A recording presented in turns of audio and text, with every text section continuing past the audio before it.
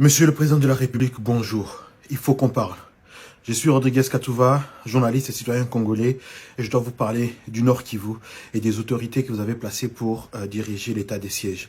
La population n'en peut plus. On suffoque par des taxes et des tracasseries qui ne s'arrêtent pas.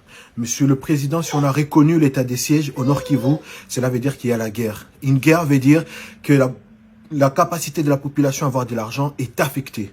Aujourd'hui, il y a plus de 10 taxes qui ont été créées par le gouverneur militaire et par le maire de la ville de Goma. On n'en peut plus. Si vous allez sur les réseaux sociaux, toute la ville est en train de parler des voitures et des véhicules à vitres teintées. Monsieur le Président, il y a des véhicules qui viennent d'origine avec des protections anti-ultraviolets, mais aussi avec des capteurs qui font que la vitre n'est pas aussi claire que l'eau de roche. Et on appelle ça des vitres teintées. On doit payer 100 $ pour libérer sa voiture arrêtée injustement. Et le maire et le gouverneur sont en train de préparer un document qui permet de circuler avec son véhicule avec des vitres d'origine, mais qu'on devra payer un minimum 20 $. La population n'en peut plus. Depuis quelques mois, le gouverneur a interdit les motos de circuler à partir de 18 h.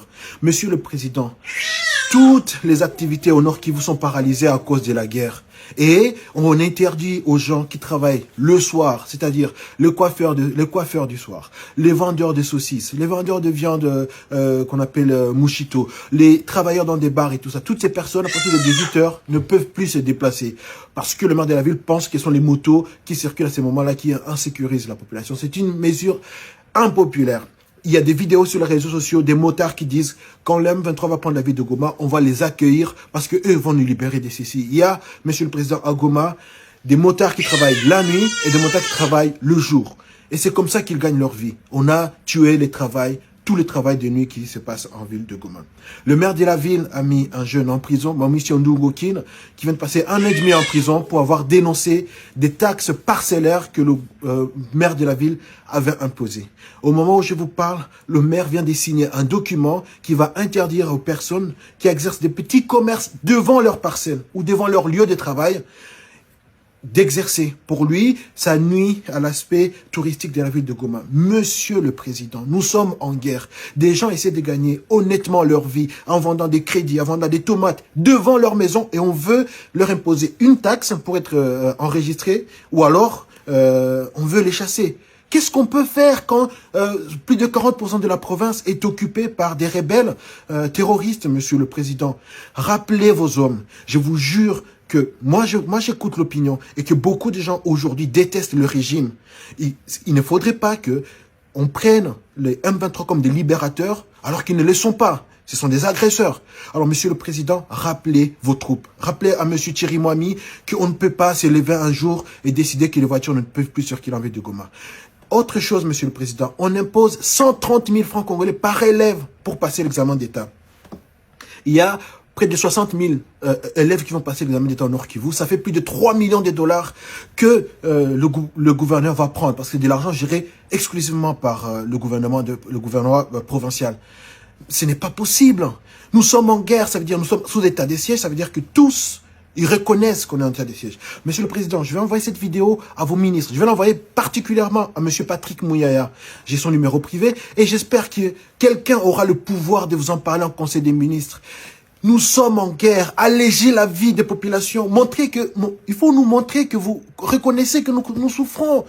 Nous, à Goma, des maisons, il y a maintenant 15, 20, 30 personnes qui vivent parce que tous les voisins, tous les familiers qui vivaient dans le village sont venus à Goma. Et la vie devient plus difficile. Et plutôt que de nous alléger, quand on commence à vendre la tomate devant sa parcelle, le maire de la ville vient confisquer ces tomates-là. Quand on a son petit véhicule pour faire rentrer un peu d'argent dans la maison, et parce que les vitres ont des protections anti-ultraviolets, on confisque cette voiture. On va créer une nouvelle taxe pour permettre aux gens de circuler avec leur voiture. Ça ne peut pas se faire. On devrait normalement alléger la vie. Montrer que vous êtes solidaire avec la population du Nord Kivu. Arrêtez toutes ces taxes. L'examen d'État doit être gratuit pour les zones qui sont sous état de siège, ça veut dire le Nord Kivu et l'Ituri. C'est comme ça que la population va savoir que le président, que le gouvernement, que les dirigeants sont avec eux. Il y a énormément de taxes, plus de 10 taxes que ces deux autorités ont créées. Annulez toutes ces taxes, Monsieur le Président. Et je vais dire une anecdote, Monsieur le Président. Sur un de mes postes, un habitant de Rutshuru l'a signalé. Quand il amène sa nourriture de Rutshuru vers Goma pour la vendre, il ne paye qu'une seule taxe dans la zone contrôlée par le M23. Mais dans les zones contrôlées par les FARDC, il paye minimum 7 taxes différentes. Ce n'est pas possible. Il ne faudrait pas que l'agresseur joue au malin. Il ne faudrait pas que l'agresseur soit passé pour le libérateur, Monsieur le Président. Les députés nationaux, ils sont en train de prendre leur argent. Donc, ils ne pourront rien dire. Les provinciaux, s'ils osent l'ouvrir, on les met en prison pour collaboration. Moi, je dis ceci parce que je vis en France, que mes comptes en banque sont à l'étranger et que on ne pourrait pas m'atteindre. Mais je le fais parce que je suis un citoyen qui respecte les institutions et qui croit en la solidarité du président avec la population de l'Est de la République démocratique du Congo. Rappelez à l'ordre, vous êtes les commandants suprêmes. Donc, le gouvernement militaire doit vous obéir et le maire de la ville de Goma, les deux doivent vous obéir. Dites-leur d'arrêter ces actes, Monsieur le Président. Et la population saura que vous êtes avec elle.